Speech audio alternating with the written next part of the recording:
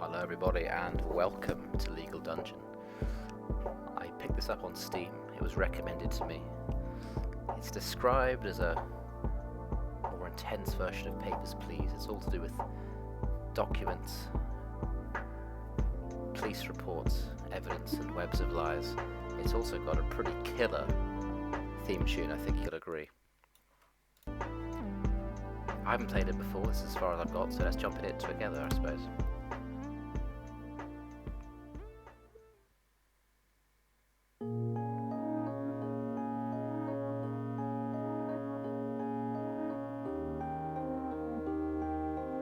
So what I do know is there was a box at the beginning that we didn't fully see that suggests that our job is sort of above the police. The police don't really solve crime in this sort of world it's describing. It's up to people like us. They collate the documents and we arrange them.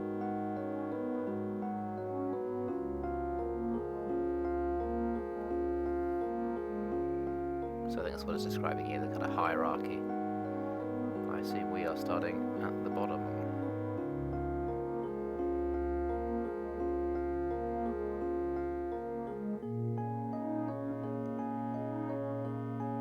Now I don't want to click through too many things because I want to experience it, but at the same time I'm not sure whether you're meant to sit and watch all of this. Ah, you're not, right. I'm not going to read the dialogue because I'm assuming you can read.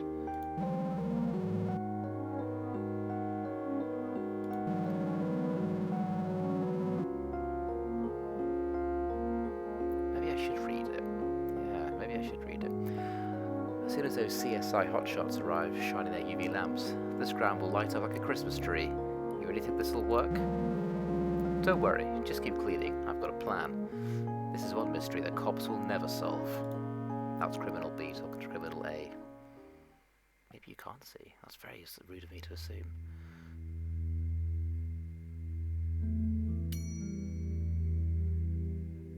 Okay, so we've got the dialogue of the murder scene. There's a sort of bit of evidence, I suppose.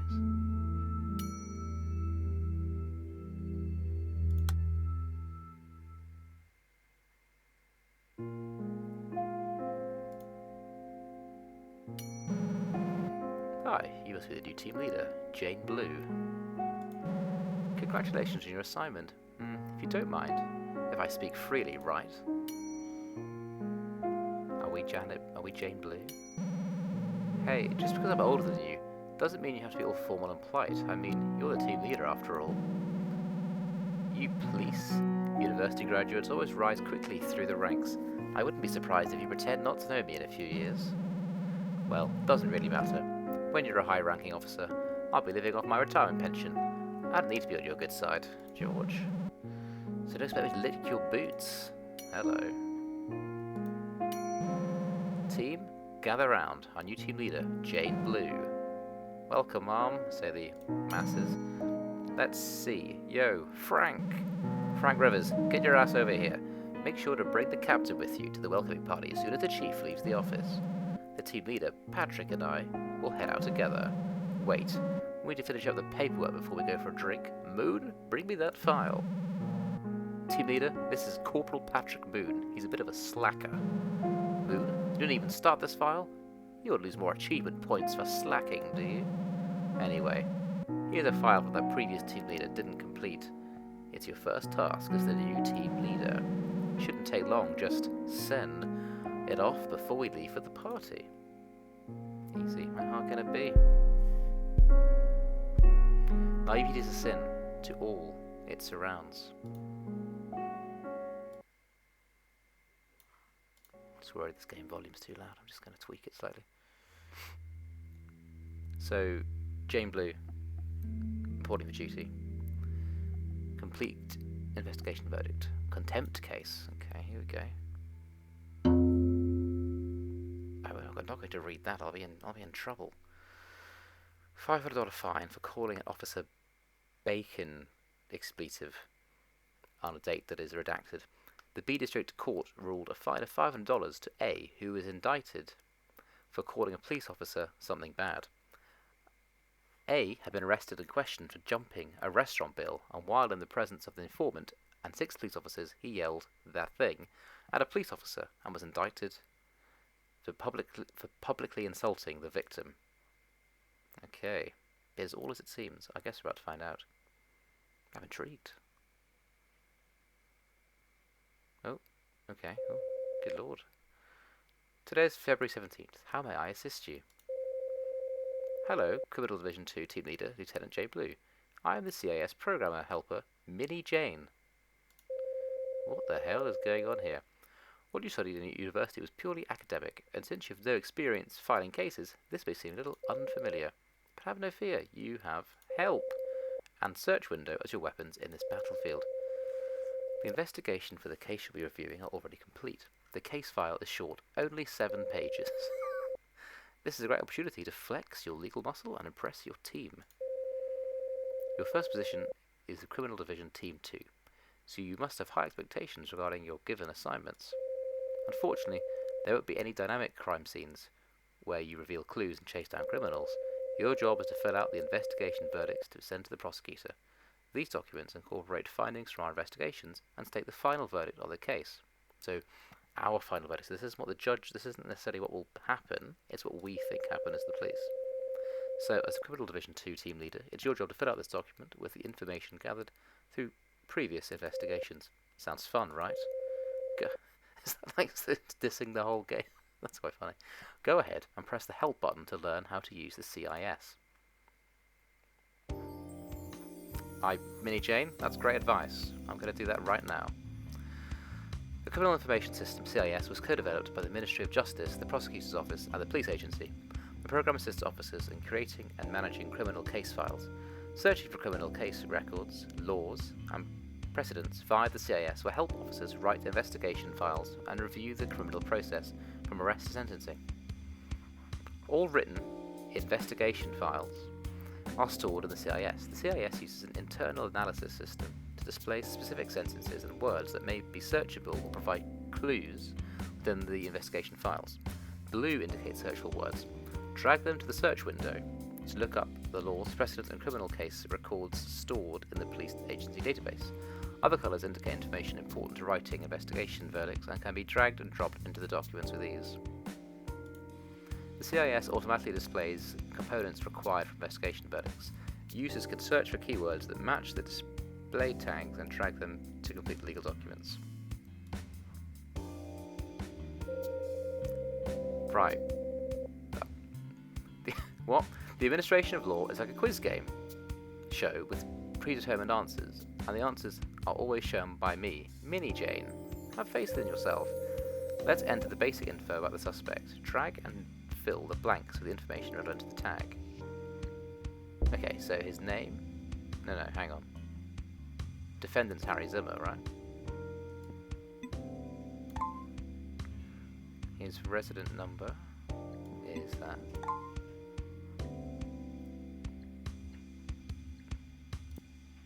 So, okay.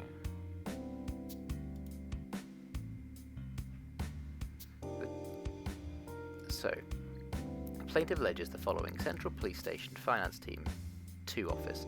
The defendant famed the plaintiff using profane language when under investigation for an unrelated case. The person above testifies regarding the defamation case against suspect Harry Zimmer on January 6, 2007. What is your occupation? So this is the victim's testimony. This isn't the suspect's information. I currently work Central Police Station. At 1800 hours yesterday, I was the victim of a verbal assault of profanity by the suspect Harry Zimmer while investigating a case. Minnie Jane, move. What sort of profanity did you hear from the defendant? During the investigation, Harry Zimmer suddenly called me something. This slander was a clear attack on my character and social standing. This is why I'm suing. Are there any other witnesses to the profanity? Besides Harry Zimmer and myself, there were 6 other officers present. They all heard what was said. Do you testify that your statements are true? Yes, they're all true. So then, Eugene Hanks, who lives there, who's remodeling business. I'm a contractor. So this is suspect. So so his occupation is he owns a remodeling business. What's your current address? Put it there. Have you ever met the plaintiff, Corporal Eugene Hanks? 2 days ago, he called me into the police station as part of an investigation. Have you ever insulted the plaintiff, Eugene Hanks, using profane language? When I called him that thing during the investigation, he flipped out. What's wrong with saying that? Were there other people nearby when you insulted him? Some other people were around too. But other than those cops, there was no one there. Do you testify this is all true? Yes, it's all true. Do you have anything else to add? I admit I swore at him, but why don't you ask the reason I got angry in the first place? You aren't going to ask.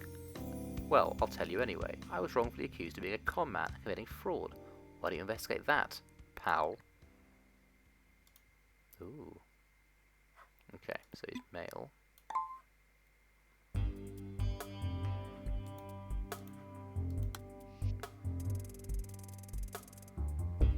This is all the sort of boring bits of the paperwork. Criminal records. He's been charged for fraud.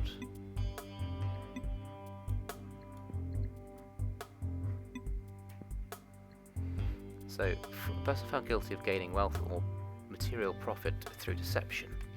$20,000 up to 10 years in prison. So this is his criminal record. Under investigation for fraud. That's why he was in the police station anyway. Wow, you found all the answers. Thanks, Minnie Jane. But that was copying personal information. Well, I wasn't going to say anything, but yeah, it seemed kind of basic. Now we'll enter the actual criminal facts. You'll get a taste of what it's really like to be in the police force. To enter the crime committed by the suspect, you'll need to search for the applicable law. You can easily check the crime suspect is accused of by reading the case file. It's difficult to memorize the clause of criminal law the crime belongs to. That's what the search window of CIS is for. Drag any blue word to the search window. Okay, so which law was he... They think he's committed slander. Defamation.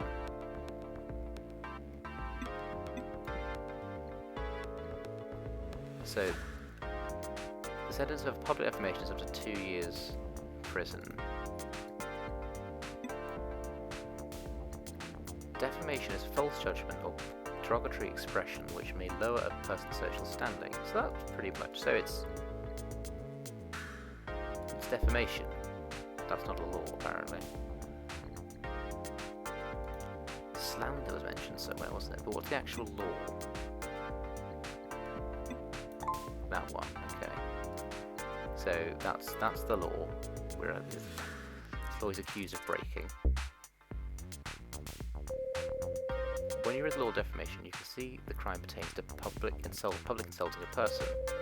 Thus, there are two requisites for defamation: public slander and malicious content.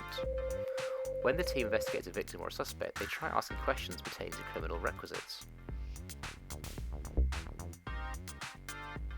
But was it public? It was private, wasn't it? So, okay, well, let's start with what we know. Time of crime, 6 o'clock yesterday. The victim was Eugene Hanks, the policeman. Content of defamation. He called him that thing I'm not going to repeat.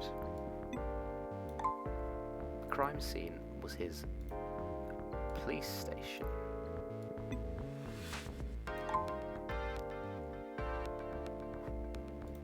But was it public? Well, there's 6 other people around.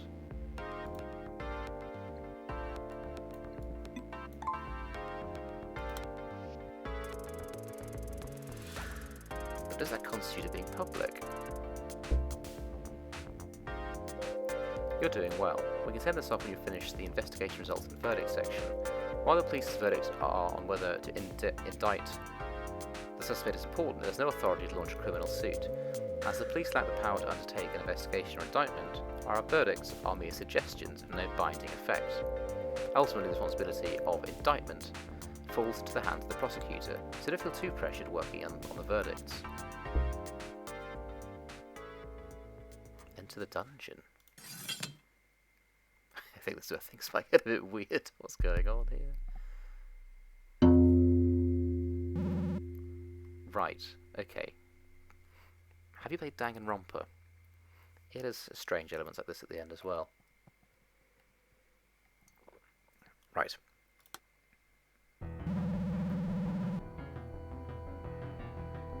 Fellmouth, performance level +2. Time for death decimation. I'm innocent. No criminal admits guilt. But let's see what facts you have admitted. Writing an investigation verdict begins by confirming major and indisputable facts.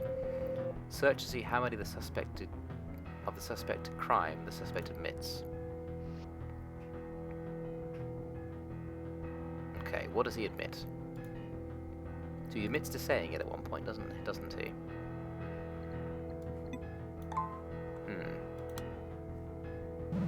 You confess to using that phrase.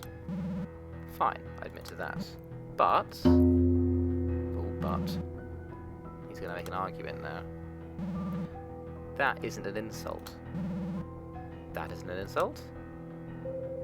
Defamation can only be applied when an insult is given, so it's very important to determine if the expression made by the suspect is considered an insult under the law. This is what the criminal division team leader does.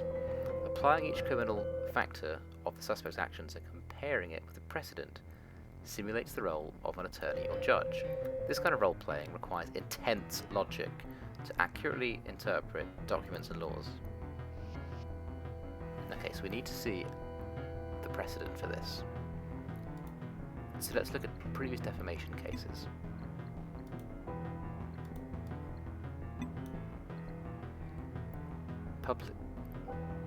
So that's not the right thing.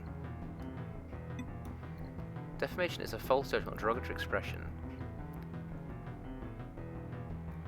which may lower a person's social standing. Defamation is dependent on the situation, social norms, and the objective meaning of what was said. The emotion of the victim do not affect the sentencing. Vague insults such as "you're terrible as your parents" does not qualify, but profanities containing emotional disdain such as "crazy" are considered defamation. Right. So on that alone, that's the precedent. Ooh, shot through the heart. It is an insult because that is derogatory expression that can damage the social standing of the victim, even if it were true, and defamation has to be made public. My profanity has no possibility of spreading. The condition of publicity, which comprises defamation, is tricky. It is peculiar because the victim's emotional outrage is unimportant, and the condition only hinges on if witnesses of the profanity were present. This reflects our nation, which places social standing above personal emotions. The profanity was heard by many others, therefore try to present testimonies proving the slander spread easily. So he's made a defense there. So we have to prove it's going to move on. So let's look at the second part of that case law. Publicity is established by multiple persons witnessing an event. In this case, although the defendant swore behind closed doors, 3 other policemen of witness A of an unrelated case heard the profanity. So there was a chance of a slander being spread by witness A, and the victim's good standing was damaged in the eyes of his colleagues. I think we got you, buddy.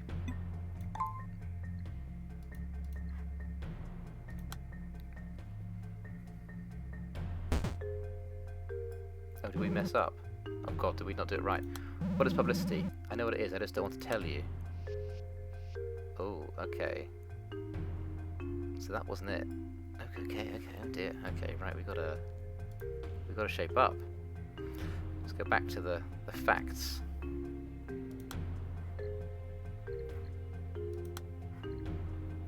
Victim of verbal assault, blah blah blah. 6, they all heard what was said.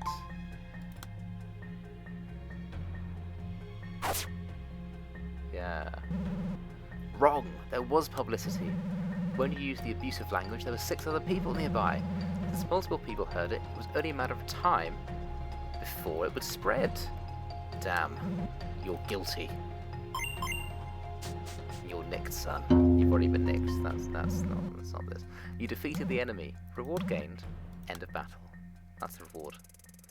The fact that the suspect insulted the victim is clear.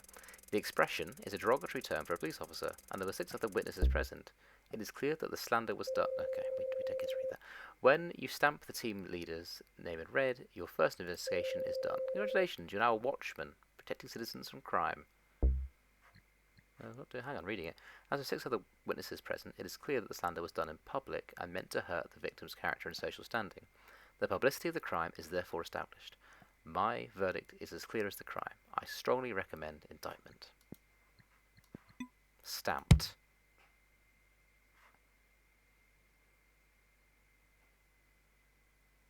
The Lord's work. What a first foray into the legal world. We're just getting started. We've got a lot of streets to clean up. One defamation case at a time. Thank you very much for watching, and I'll see you next time.